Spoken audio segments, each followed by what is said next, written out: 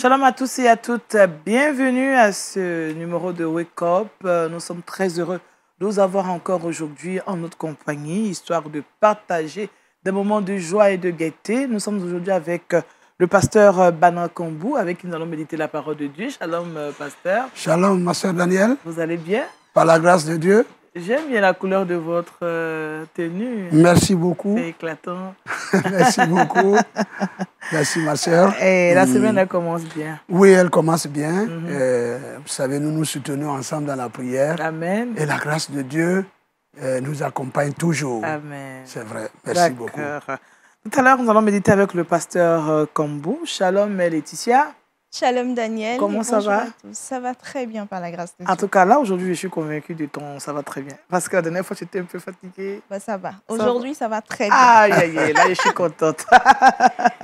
Alors, Laetitia, on aura deux rubriques avec Laetitia. On aura le Saviez-vous et puis le Trickbox. Qu'est-ce qu'on aura au menu? Alors, aujourd'hui, dans le Saviez-vous, on parlera de la Bible. Et dans le Trickbox, on donnera quelques pratiques pour éviter le ballonnement. D'accord. Parce que quand on mange, qu'on est ballonné, c'est désagréable. Oui. D'accord. Merci, Laetitia. Et puis, comme le docteur n'est pas loin, le docteur Roupou, shalom. Shalom. Vous allez bien? Ça va bien. Ah ben là, vous êtes entendu pour porter des tenues bastiques. Je pense, oui.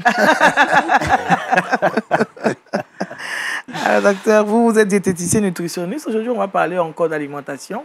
Oui, nous allons encore parler de notre système immunitaire. La fois passée, nous avions abordé l'aspect de l'effet du sucre sur le système immunitaire. Cette fois-ci, nous parlerons de l'impact des crudités sur le système immunitaire. Voilà. L'impact, c'est positif ou bien c'est négatif? Bien sûr, positif. D'accord. L'impact positif. Là, je m'assois bien. Là. Ah, d'accord.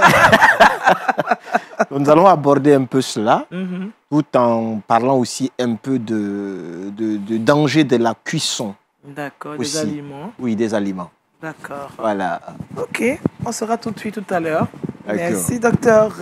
Voilà, nous allons donc partir pour la méditation, puisque nous allons commencer notre journée avec la parole de Dieu. C'est tout de suite, méditons ensemble.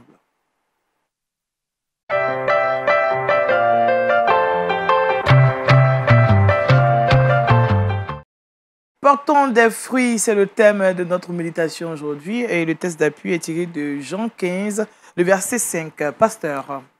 Merci beaucoup, ma sœur. Et nous saluons les bien-aimés qui trouvent toujours le temps de méditer avec nous avant de vaquer aux différentes préoccupations.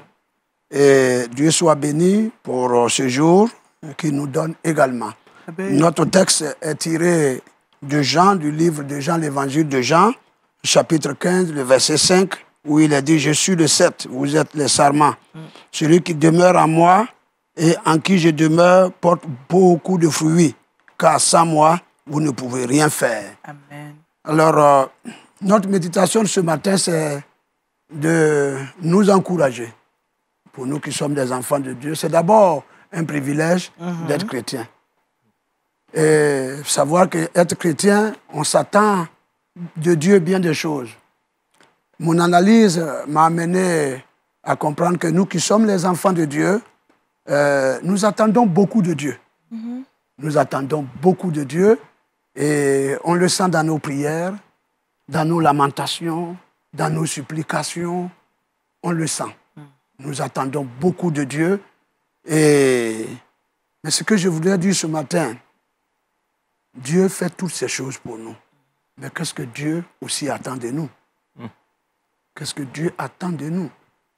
Et lorsque nous parcourons la parole de Dieu, depuis l'Ancien Testament jusqu'au Nouveau Testament, il y a des images ou des actions dans la Bible qui montrent que Dieu attend de nous que nous portions des fruits dignes de notre position d'enfants de Dieu. Amen. Lorsque vous lisez dans Ésaïe, au chapitre 5, Dieu prend Israël comme son champ. Il dit, j'ai planté des vignes. J'ai planté et j'ai entretenu. J'ai tout fait. Mais le fruit escompté, je n'ai pas eu. Je n'ai pas eu. Et lorsque vous lisez dans Ésaïe 5, Dieu était désolé de ne pas trouver ce qu'il attend comme fruit dans sa plantation. C'est ça. Et quand on vient aussi dans le Nouveau Testament, Jésus a approché un figuier et qui avait un beau feuillage qui donne l'impression de donner des fruits. Jésus s'approche et il ne trouve pas de fruits. Et Jésus a maudit ce figuier. Et on vient dans Jean aussi, l'évangile de Jean, nous voyons ici ce texte qui montre clairement que Dieu attend de son peuple de porter des fruits. Donc ce matin, nous avons prié, nous cherchons Dieu pour notre vie, nous cherchons le Seigneur pour la journée, pour la semaine. Le Seigneur va le faire pour nous, ça je suis convaincu. Amen. Mais pour nous qui sommes enfants de Dieu, réfléchissons un peu et posons-nous aussi bien la question, qu'est-ce que Dieu attend de nous? Et le Seigneur attend de nous que nous puissions porter des fruits. Voyez-vous, des bons fruits pour aller plus vite. Et la parole de Dieu dit qu'un bon arbre ne peut que porter des bons fruits.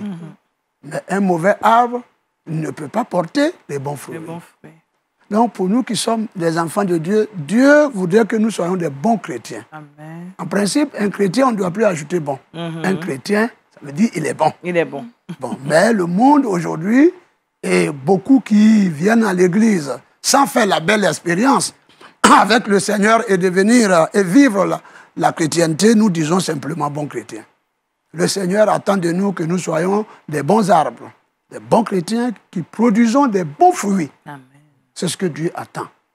Et les mauvais fruits, on peut en citer beaucoup.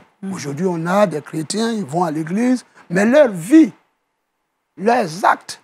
Donc ici, le fruit, dans un premier temps, va faire appel à nos actions.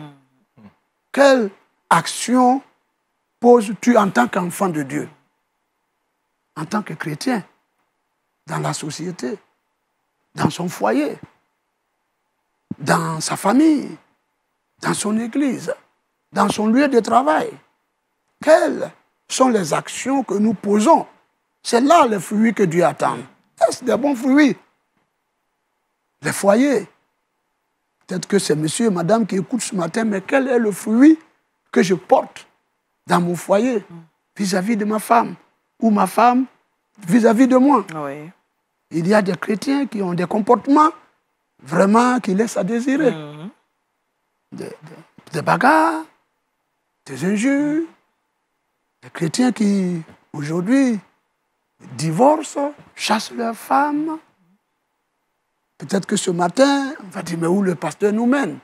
Mais Dieu attend les fruits de chacun de nous.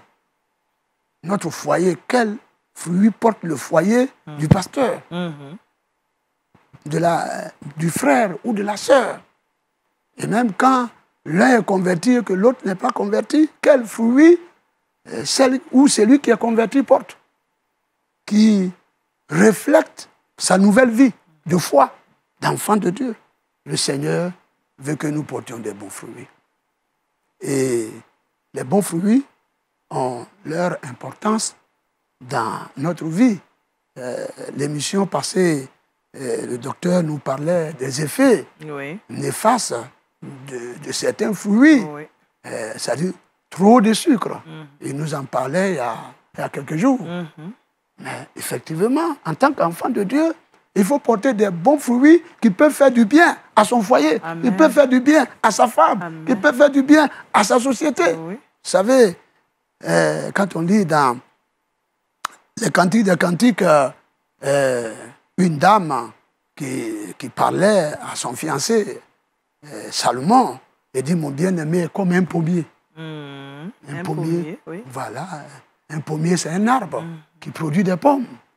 Et il dit que son fruit est doux à mon palais. C'est-à-dire, les actes qu'il pose sont doux. Vous voyez, un fruit qui est doux, un fruit qui est bien à manger. Un mauvais fruit, mais quand vous goûtez, vous crachez tout de suite. Tout de suite, oui. Il y a des chrétiens, on a envie de les vomir à cause de leur comportement. Mais le Seigneur voudrait que dans notre existence ici-bas, il retrouve en nous des fruits dignes de notre nouvelle position d'enfant de Dieu. Amen. Et j'encourage les uns et les autres parce que porter de bons fruits a des retombées. Voyez? Parce que Dieu nous juge sur la base de notre fruit. Et même la société nous juge sur la base de nos actions. C'est-à-dire, quand je parle de fruits, je vais faire allusion à nos actions. La société nous juge sur la base de nos actions. Notre épouse nous juge sur la base de nos actions. Moi aussi, ma femme, sur la base de ses actions, qui prouvent qu'elle n'est pas simplement femme de pasteur par nom, mais elle porte les fruits qui sont dignes de sa position, de servant de Dieu, de serviteur de Dieu, de chrétien. Je prie que Dieu trouve ces fruits-là en nous. Ensuite, nous disons que Dieu nous récompense sur la base de nos fruits.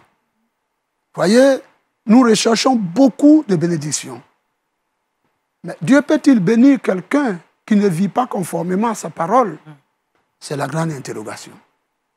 Et nous voulons que dans ces derniers temps, les chrétiens relèvent un peu la tête.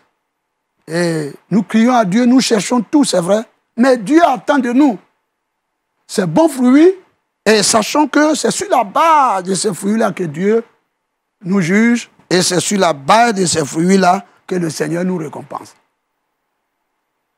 On peut se poser la question de savoir pourquoi lui, il est béni et que moi, je ne suis pas béni. C'est vrai que Dieu a un plan pour chacun. Mais quelqu'un qui porte les fruits, quand Dieu trouve des fruits, mais il est béni. Et aussi bien, c'est sur la base de ces fruits-là que nous serons jugés.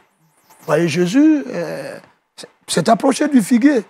Et c'est sur la base des fruits qu'il a jugé. Il a posé un jugement sur lui.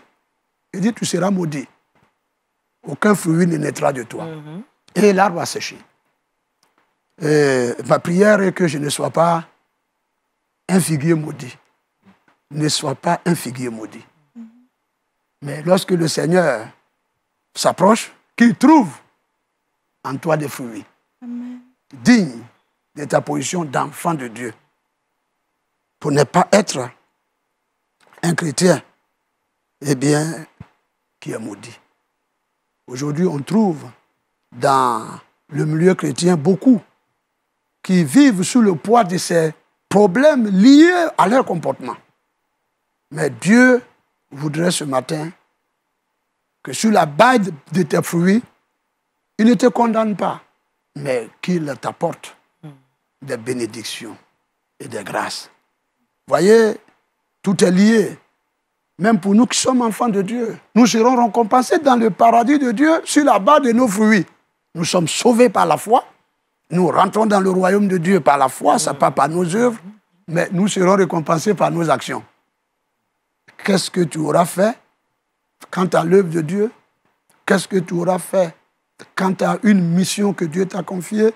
Quel fruit as-tu laissé pour que sur cette base, Dieu t'apporte des grandes récompenses dans le paradis de Dieu? Nous sommes sauvés par la foi, mais c'est sur la base de nos œuvres que Dieu va nous apporter des grandes récompenses. Et je prie que ces temps qui sont les derniers, où nous courons vers les temps les derniers, le retour du Seigneur, pour prendre son Église, et que le Seigneur vienne nous trouver dans des fruits dignes de notre position d'enfant de Dieu, et que dans le royaume de Dieu, nous ne regrettons pas d'avoir posé peu d'actions pour mériter peu, mais plutôt que nous nous réjouissons d'avoir beaucoup fait et d'avoir reçu aussi beaucoup auprès du Seigneur. Amen. Puisse Dieu permettre que ces récompenses-là nous accompagnent. Amen. Et enfin, les fruits, comme on le dit, nous parlent de bénédiction. Vous savez, quand un arbre produit, c'est une bénédiction. Et donc, cela fait allusion au progrès, à la bénédiction. Et donc, nous encourageons l'Église au progrès. Nous encourageons l'Église à porter des fruits spirituels, mais aussi à faire du progrès, à atteindre la maturité. L'Église doit aujourd'hui Vous savez, un arbre qui produit, c'est un arbre qui atteint une maturité. Nous demandons que l'Église progresse vers la maturité. Qu'on ne demeure pas des bébés spirituels, ébranlés et emportés par tout vent de doctrine. Mais soyons des chrétiens matures pour poser des actions des hommes et des femmes matures dans une société où nous sommes tiraillés par des choses de la terre. Et pour porter des bons fruits, il faut retrancher, il faut émonder. Nous allons nous appuyer sur juste ces deux éléments pour terminer. Nous allons retrancher. Vous savez, quand vous prenez un arbre, il y a des branches inutiles qui empêchent les autres de produire. Il faut retrancher. Il y a bien des choses qui peuvent empêcher de porter des fruits. Il faut retrancher cela. Ensuite, émonder va plus loin. Émonder, ça dit même on se sépare de certaines branches qui portent des fruits et qui empêchent les autres de porter peu. Il faut émonder. Émonder, ça fait plus mal que retrancher. Il faut émonder. Alors, nous devions prendre des dispositions à émonder ce qui même peut être utile pour peu de temps et chercher ce qui est meilleur. Donc nous voyons ici l'idée de chercher le meilleur. On ne reste pas dans, eh bien j'allais dire, le minimum, mais le maximum.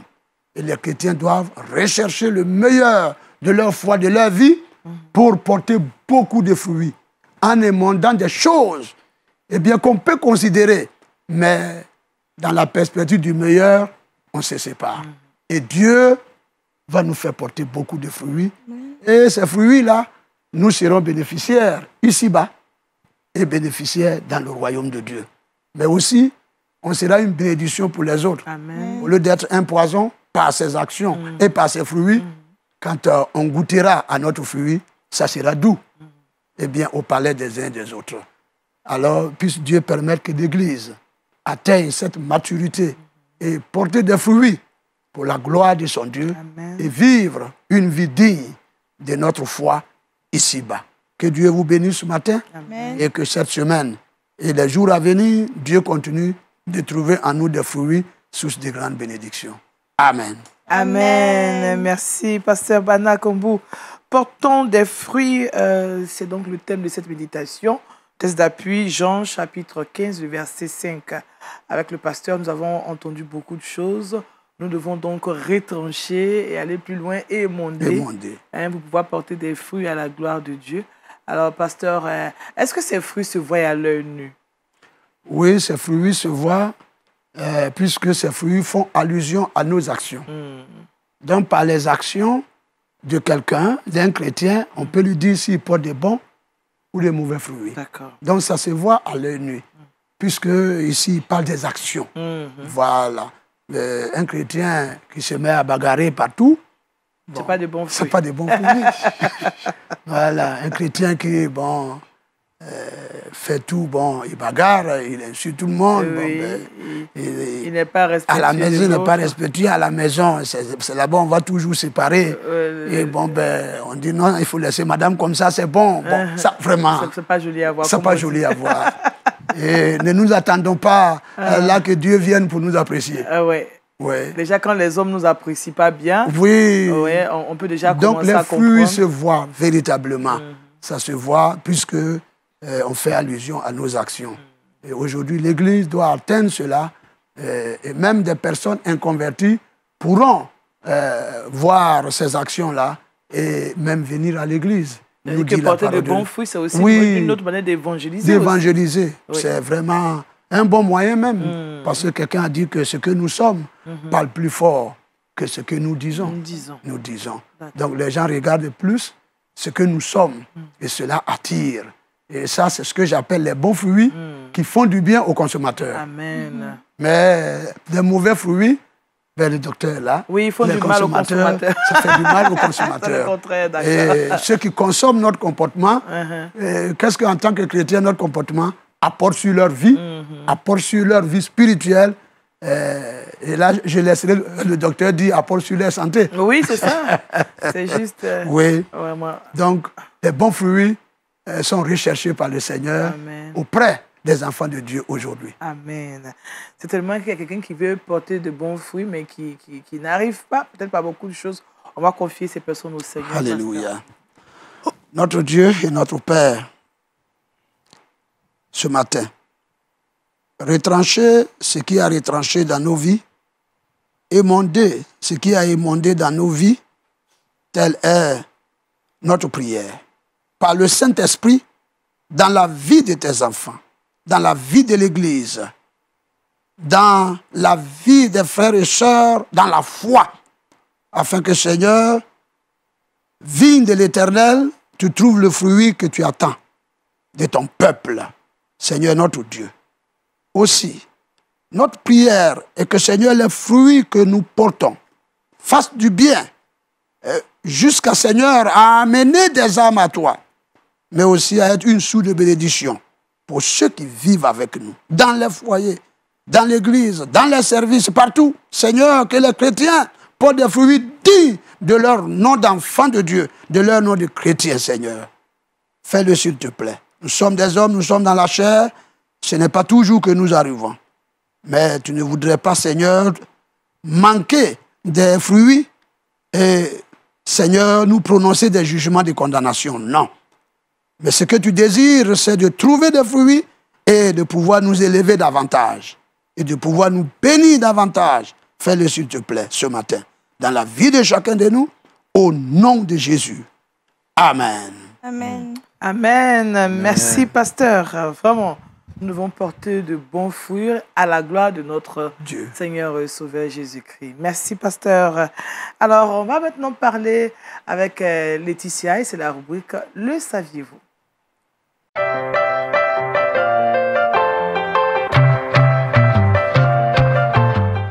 Avec Laetitia, on parle de la Bible. Effectivement, Daniel. Aujourd'hui, j'ai décidé de parler de la Bible. Au cours de l'année 2020, la Société biblique a achevé la traduction de la Bible dans 66 langues. 66 langues. 66 langues au cours de l'année 2020. Ok. Ce qui veut dire qu'aujourd'hui, il y a près de 707 millions de personnes qui ont la possibilité de pouvoir lire la Bible, de pouvoir avoir la Bible dans leur langue maternelle. Voilà. Ce qui est intéressant, c'est que malgré les situations que le monde a pu connaître, malgré la COVID-19, la Société biblique ne s'est pas arrêtée là, ne s'est pas bloquée sur le fait qu'il y a des contraintes, il y a une situation dans le monde qui nous empêche de pouvoir véritablement faire l'œuvre de Dieu. La Société biblique a continué de travailler jusqu'à pouvoir sortir la Bible dans 66 langues. D'accord. Voilà. La spécificité également, c'est que la société a permis à la communauté sourde américaine et plusieurs autres en braille de pouvoir avoir la Bible. Donc, les sourds ont la possibilité de pouvoir avoir la Bible. D'accord. Et également, on a une version de la Bible en braille. Ah, ok. Wow. Donc, les sourds et les aveugles sont... Voilà. Ils ont maintenant la possibilité de pouvoir lire la Bible. D'accord. De pouvoir avoir la parole de Dieu auprès d'eux. C'est important de pouvoir l'avoir. La Bible également fait partie intégrante de notre vie. Et désormais, il y a plus de, comme je le disais, là, 107 langues qui utilisent environ 6,1 milliards de personnes. On va rappeler aussi qu'il y a 1,7 milliard de personnes qui n'ont toujours pas accès à la Bible dans leur langue. La Société biblique va se pencher sur ce fait-là et vouloir apporter la parole, vouloir apporter la Bible à ces personnes-là afin de réaliser 1200 traductions afin de permettre à 600 millions de personnes d'avoir pour la première fois accès à l'écriture biblique. Wow. Donc, c'est un travail. Oui, c'est un travail. 2020 a été productif. On a permis à 66 langues de pouvoir avoir la Bible. Mais 2021 et les autres années, la Société biblique promet et entend traduire la Bible dans 1200 langues. Oui, ça c'est énorme. C'est énorme. Je pense que c'est aussi le lieu de les soutenir en prière. Tout à fait. Parce que pour pouvoir traduire la Bible dans nos langues maternelles, c'est difficile. C'est pas facile. Pas facile. Ça demande beaucoup. Il y a plusieurs fois que j'ai entendu quelqu'un lit la Bible en ma langue maternelle, j'étais surprise. Oui. J'étais émerveillée. Tout à fait. Je me suis dit, mais c'était tellement bien. C'est ça. C'est bien. C'est vrai qu'on n'arrive pas à nous le faire, mais vraiment, quand on y arrive, c'est intéressant. Oui. En tout cas, donc pas que vous savez, les pays où les Bibles sont traduites dans leur langue, ça fait beaucoup de bien. Quand vous prenez par exemple le Burkina, bon, eux, ils ont des langues nationales, voilà, telles que le Burkina et le Ghana, voilà, qui sont à côté de nous ici, le Togo aussi, ils ont des langues nationales. Donc, dans la langue nationale, la Bible est traduite. Donc, ça fait que beaucoup lisent. Bon, c'est vrai, la Côte d'Ivoire n'a pas une langue nationale, mais nos langues, les efforts sont en train d'être faits, voilà, pour que les personnes aient accès à la Bible dans leur langue. Oui, c'est vrai. Vraiment, c'est un grand travail. C'est un grand travail, qui mérite qu'on continue vraiment de prier aussi pour eux. Parce que c'est ça aussi, hein, nous sommes dans un dernier temps, il faudrait que tout le monde ait vraiment accès à la Bible, à la parole de Dieu. Tout à fait, à la parole de Dieu. C'est vrai. Vraiment, merci Laetitia. Et c'est aussi ça la mission, il faut toucher les peuples non atteints. Les peuples non atteints. Voilà, et nous encourageons vraiment les missionnaires, tous ceux qui s'adonnent à cette activité.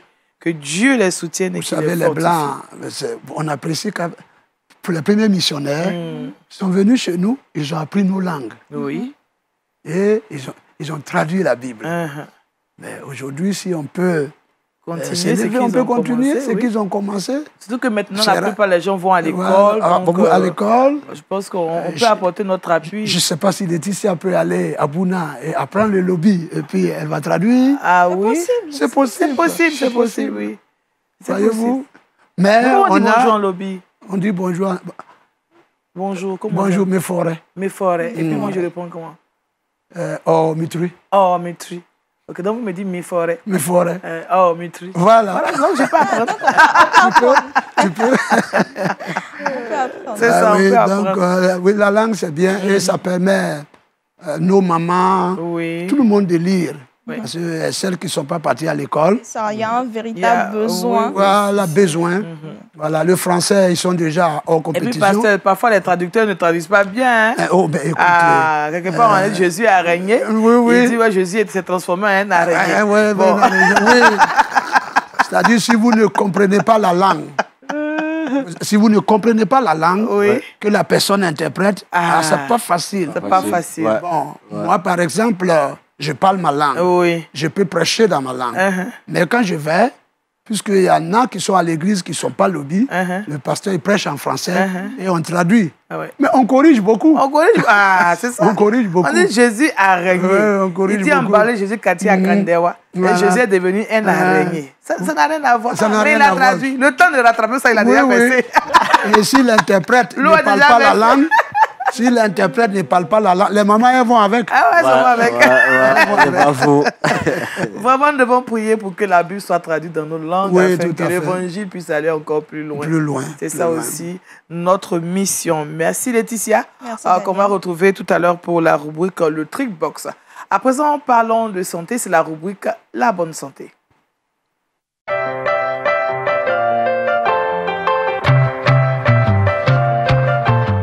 Et nous retrouvons le docteur Orupo Jacques, il est diététicien nutritionniste. Avec lui, nous parlons encore de l'impact de la nourriture, ce que nous mangeons sur le système immunitaire. On va beaucoup parler aujourd'hui plutôt des crudités. Ce qui est cru. Oui. Voilà. Exactement ce qui est cru. Ce qui est cru. Ben, l'être humain, surtout l'homme, physiologiquement parlant, est beaucoup plus orienté dans le monde végétal. Parce que lorsque nous essayons de voir l'herbivore comparé à l'homme, ben, ils ont presque le même système de fonctionnement sur le plan même digestif. Parce que, vous voyez, les canines, par exemple, au niveau des dents de l'herbivore, nous avons des petites canines, mais les molaires sont proéminentes pour mieux mâcher. Mieux mâcher la nourriture. Alors que lorsque nous prenons, par exemple, le carnivore, et ils ont des canines proéminentes apte à déchiqueter.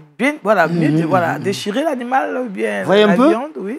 Donc, ça veut dire que même le tube digestif de l'homme et de l'herbivore sont presque identiques.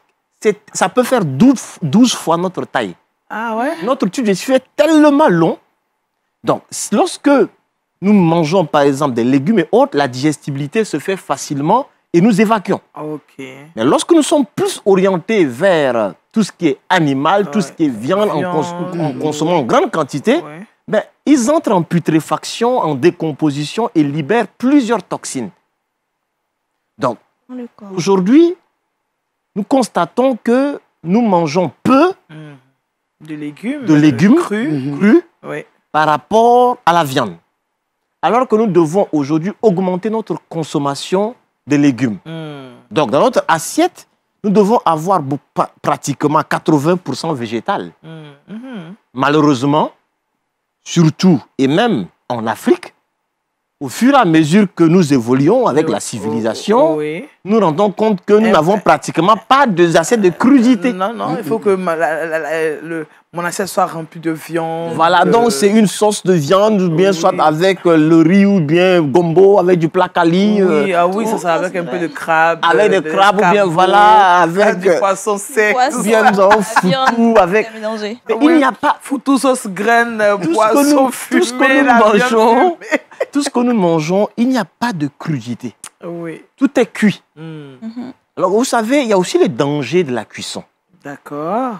Lorsque les aliments sont cuits entre, par exemple, 60 à 75 degrés Celsius, déjà même à ce niveau, ben, nous perdons une bonne partie déjà de tout ce qui est comme vitamine C.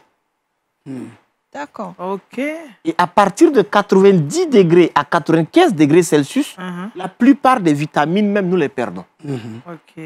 Donc, déjà, si notre sauce cuit beaucoup... On dit que ça doit bien cuire.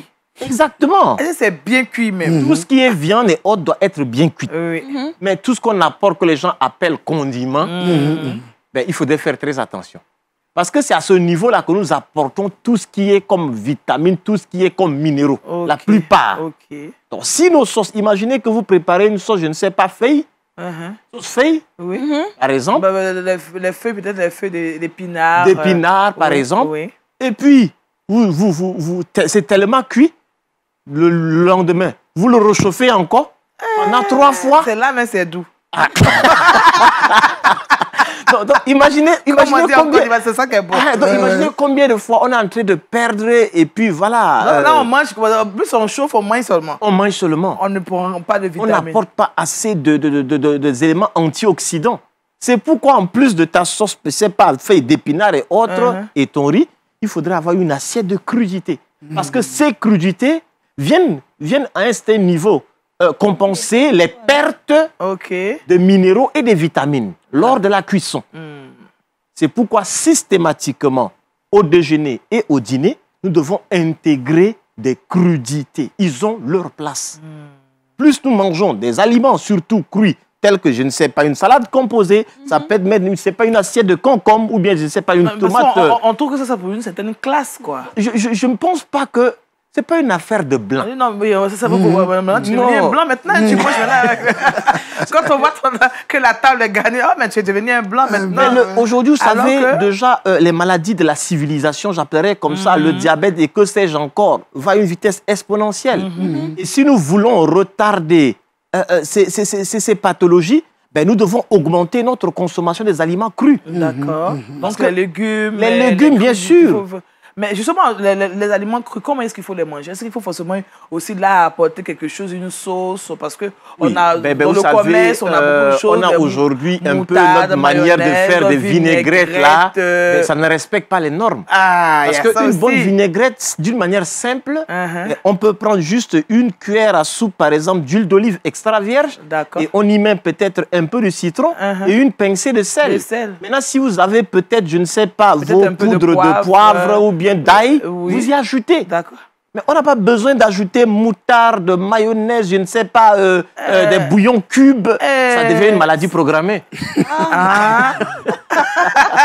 Attendez que je m'asseye bien parce que... Non, mais c'est dans ces cas-là, nous, on trouve que c'est doux. En fait. Là, malheureusement. Là, elle s'est bien fait la cuisine parce qu'elle a une vinaigrette vraiment très bien composée, mon cher. Nous devons réapprendre à manger, préparer nos repas d'une manière simple, naturelle. Plus c'est simple, plus c'est agréable pour le corps. Parce que ces légumes-là, aujourd'hui, ces crudités-là, apportent des aliments antioxydants qui viennent épurer le corps des déchets toxiques, apportent tout ce qui est minéraux, tout ce qui est vitamines pour mieux renforcer encore notre système immunitaire et surtout ramener notre pH alcalin.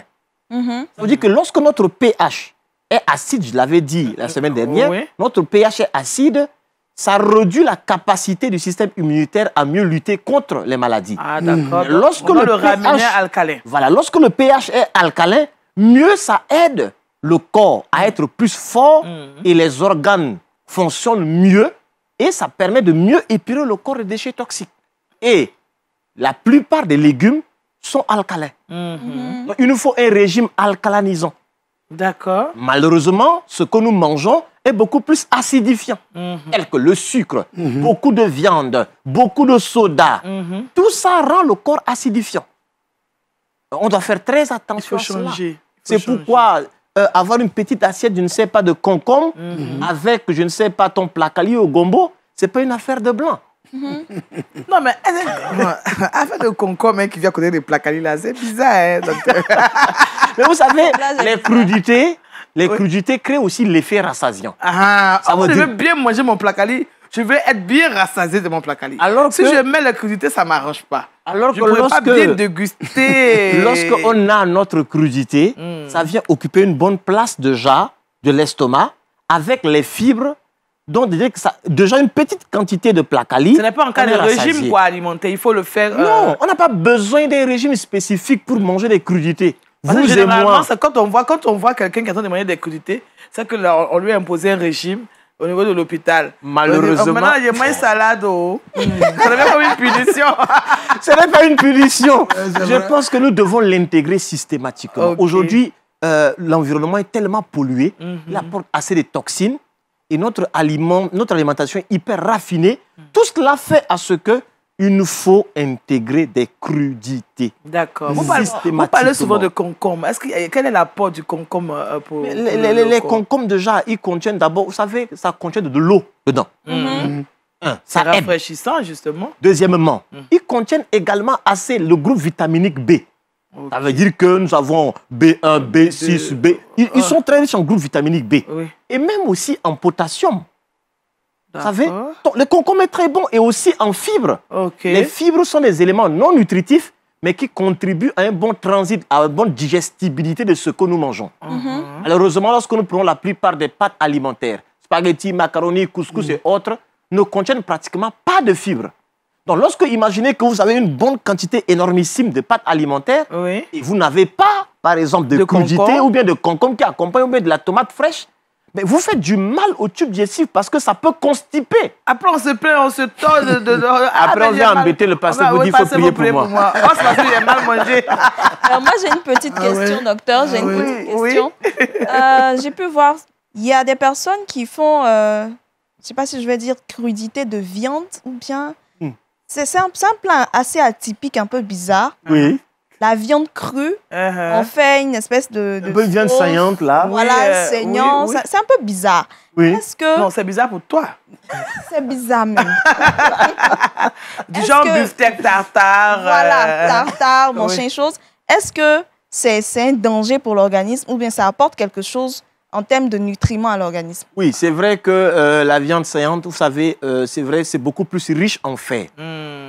Ça apporte plus encore de riche en fer et tout dépend de notre base culturelle. Vous voyez un peu, il y a des personnes, il y a des pays où les gens aiment peut-être beaucoup plus de la viande saignante. Quand c'est bien cuite, ils n'aiment pas.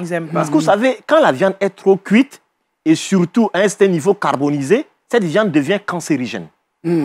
Oui. C'est pourquoi lorsqu'on est là... La viande soukouya, là. Exactement. Lorsque une viande est beaucoup plus cuite et carbonisée, ça devient maintenant dangereux. Oubliez manger soukouya.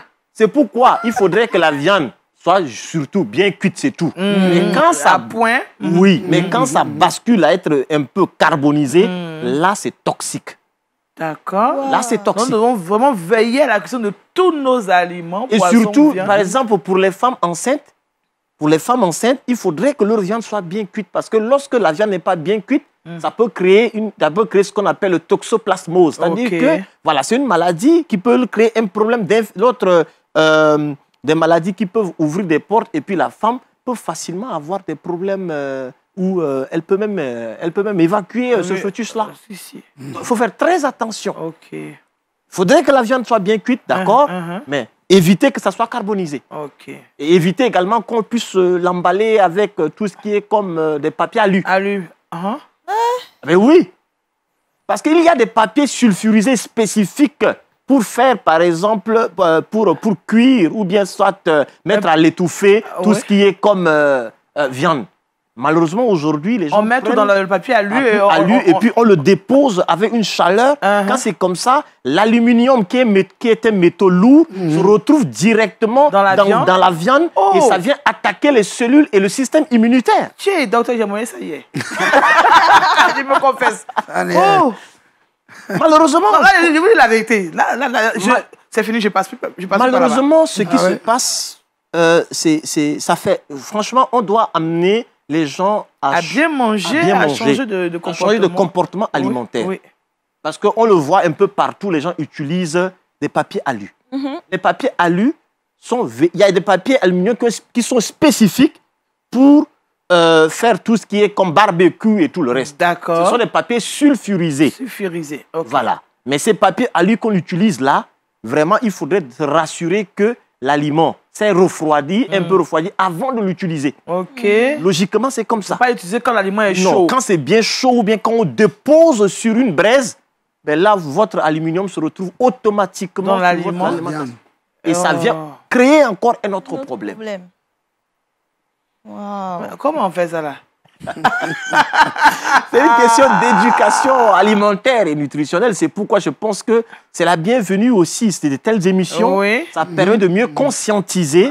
Parce qu'il faudrait que nous mangions de façon avertie. Nous devons manger de façon avertie et une bonne information nutritionnelle associée à un bon choix alimentaire contribue à la santé.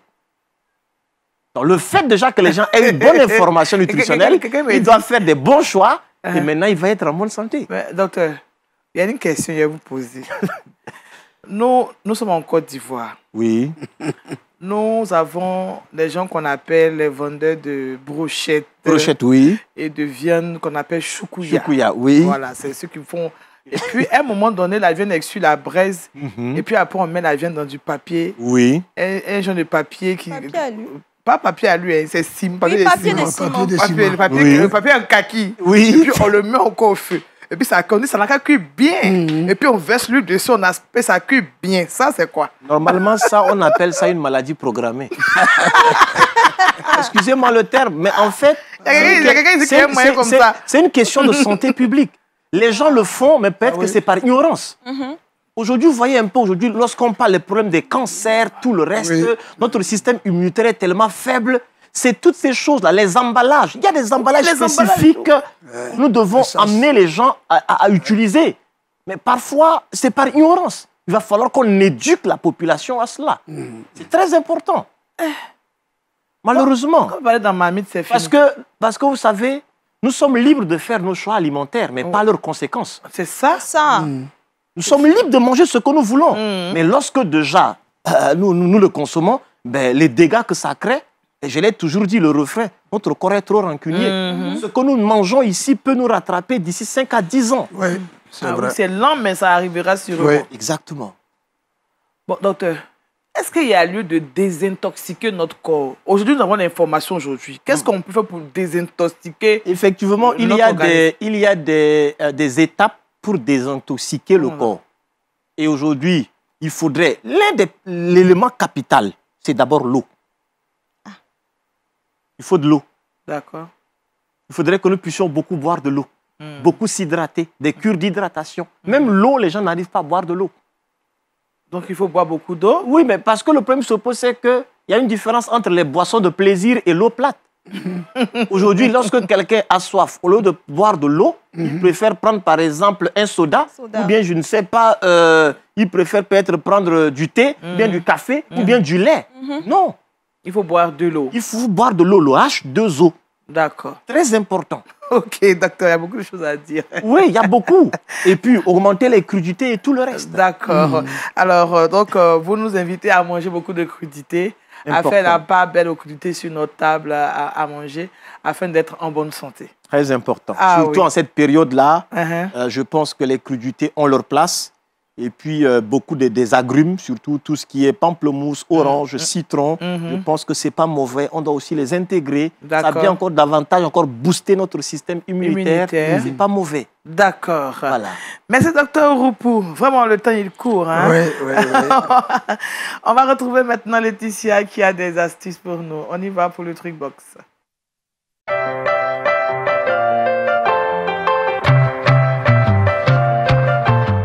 Alors, Laetitia, avec toi, nous parlons d'astuces pour éviter le ballonnement du ventre, bien sûr. Oui, le ballonnement du ventre, effectivement. Généralement, on a tendance à manger des aliments dont on ne connaît même pas la provenance. On ne sait pas les apports que ça a sur notre organisme. Donc, aujourd'hui, je viens avec 2 petites astuces pour nous permettre de pouvoir éviter d'être ballonné. La première des choses, c'est qu'on va éviter les aliments ou les boissons qui contiennent du gaz. Par exemple, le soda, des boissons gazeuses, on va les éviter au maximum parce que ça remplit le tube digestif de gaz. Oui. Et après, on n'est pas bien, c'est très désagréable après. On va aussi éviter les gommes à mâcher. D'accord. Nous remplissent d'air. D'accord. Éviter le chewing-gum qui également nous remplit d'air. Donc, on va éviter tout ça et je pense qu'au sortir de ça, on va constater qu'il y a une amélioration sur notre santé, sur notre transit intestinal. Deuxième des choses, c'est qu'on va apprendre à manger lentement. Bien mastiquer donc. Bien mastiquer les aliments. On n'est pas pressé, on ne coupe pas. Il ne faut pas liquider. Voilà. Merci, docteur. C'est pas liquider l'aliment. Donc, on va prendre notre temps pour bien mâcher les aliments. Oui. Ce qui va permettre aussi à l'appareil digestif de faire moins d'efforts. Et généralement aussi, lorsqu'on est nerveux, lorsqu'on est stressé, on a tendance à manger très rapidement. Transfert de frustration. Effectivement. Ah, d'accord. Alors là, il y a beaucoup de choses.